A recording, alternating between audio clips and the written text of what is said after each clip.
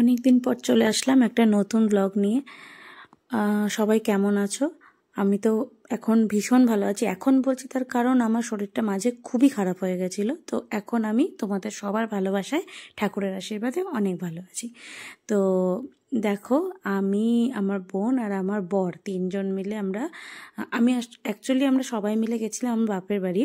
তো ওখান থেকে পলাশী মনুমেন্ট দেখতে গেছিলাম। আর এই যে পলাশীর গেট, তো এই যে আমার বোনের গাড়ি, আমার বোন গাড়ি চালিয়ে এসেছিল। তো ও বললো চল আমরা একটা জায়গা থেকে ঘুরে আসি। তো কাছে পিঠে ঘোরার মধ্যে আমরা পলাশী বেছে নিলাম। তার কারণ আমরা ওখান থেকে বেরিয়ে এসে সন্ধ্যার পরে আমাদের ওখানে সাংস্কৃতিক উৎসব হয়।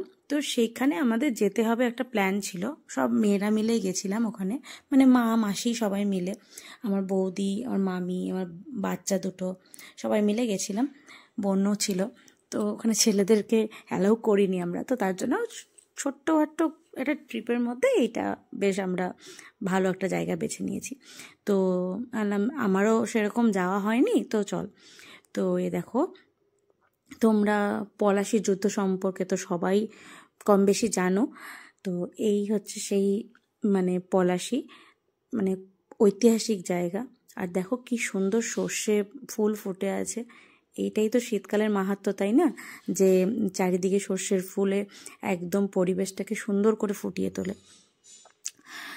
তো তোমাদের বাড়ির আশেপাশে কোথায় কতটা সর্ষের ক্ষেত আছে, কে কেমন ফটো তুলেছো সবাই তোমরা আমাকে জানিও। কীরকম কে পিকনিক করছো, কীরকম শীতকালটা কাটাচ্ছ, সবাই আমাকে জানিও কিন্তু, হ্যাঁ। তো যাই হোক, আমরা বেশ আনন্দ করতে করতেই যাচ্ছিলাম। আর আমার তখন শরীর একদমই ভালো ছিল না। এখন আমি অনেক অনেক ভালো আছি।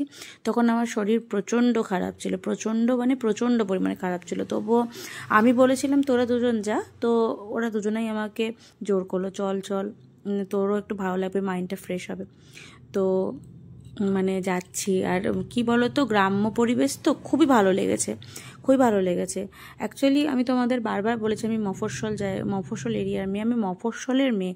তো সেখান থেকেও একটু গ্রাম্য পরিবেশ, এটা একটু ভিতরের দিকে। তো তার জন্য আরও বেশি ভালো লেগেছে। একটু সন্ধ্যাও হয়ে আসছিল।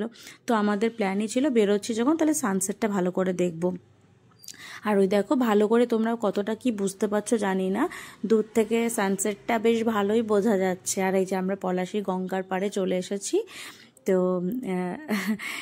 মানে গঙ্গার হালটা জাস্ট দেখো, আর কি বলবো, আর চারটা দেখো কি দারুণ লাগছে। মানে একটা গঙ্গা নদী, তার কি অবস্থা হয়ে গেছে, ভাটা তো একটা আলাদা বিষয়, পুরো চড় পড়ে গেছে একবারে। তো যাই হোক, আর ওইদিকে হচ্ছে ফটোশ্যুট চলছে, জামাইবাবুকে দিয়ে ফটোশ্যুট করাচ্ছে। আর ওই যে আমাদের গাড়ি ওখানে রাখা আছে, পার্কিং করা আছে। ওখানে গাড়ি পার্ক করে রাখার পরে তাহলে আমরা এখানটায় এসে, ও বারবার বলছে আমাকে এই ফটো তুলে দে, ওই ফটো তুলে দে। তো তারপরে আমাদের খুব চায়ের তেষ্টা পেয়েছিল। তো এই যে চা খেতে আমরা চলে এসেছিলাম। তো চা খেতে এসে ওকে বারবার বলা হচ্ছিলো কিছু খাবি কিনা, বললো না দিদিভাই চল মেলায় গিয়ে খাবো। তো একটা ভালো কোয়ালিটি টাইম স্পেন্ড করে আমরা এই যে চলে এসেছি, আমাদের দেবগ্রামে ঢুকেই পড়েছি। আমরা প্রায় আমাদের পাড়ায় ঢুকে পড়েছি। এই যে আমাদের আশ্রমের গেট। তো বেশ ভালোই একটা বিকেল বলা চলে, বিকেল সন্ধ্যা ভালোই কাটিয়ে আমরা তিনজন মিলে আবার বাড়ির দিকে ফিরে আসছি। আর ওই যে দূরে দেখা যাচ্ছে আমাদের আশ্রম। আমাদের আশ্রমে গেলেই না মনটা খুব শান্তি হয়ে যায়। তো ওই যে দেখো আমাদের আশ্রমটা, ওখানে তখন সন্ধ্যা আরতি চলছিল। তো কোনো একদিন আবার বাপের বাড়ি যখন যাব, কোনো একদিন তোমাদের সন্ধ্যা আরতিটা খুব ভালো করে দেখাবো, ঠিক আছে?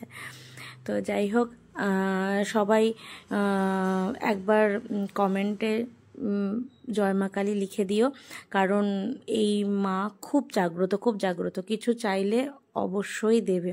এই মা এত জাগ্রত, মন থেকে চাইবে অবশ্যই সেটা পূরণ করবে মা, ঠিক আছে?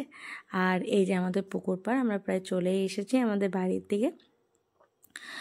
আর এই যে বাড়ির দিকে ঢুকছে, এই যে দেখা যাচ্ছে দূরে আমাদের উঠান, এই উঠানে ঢুকে পড়েছি আর আমরা বাড়িতে চলেই এসেছি। আর কি বলবো তোমাদের, তো আমাদের বাড়ি এর আগে দেখিয়েছি, আমার কমফোর্ট জোন এটা। আর মানে ওরা দুজন একটু কথাবার্তা বলছিল আর আমি ঢুকে গেছিলাম, কারণ আমার শরীরটা একদম ভালো ছিল না। এই যে আমার মায়ের ফুলের বাগান। তো যাই হোক, কিছু কিছু ফটো তোমাদের দেখাচ্ছি যেগুলো তুলেছি। তো দেখো, এটা আমি আর আমার বোন, আর আমি আর আমার বর। সবাই ভালো থেকো, টাটা।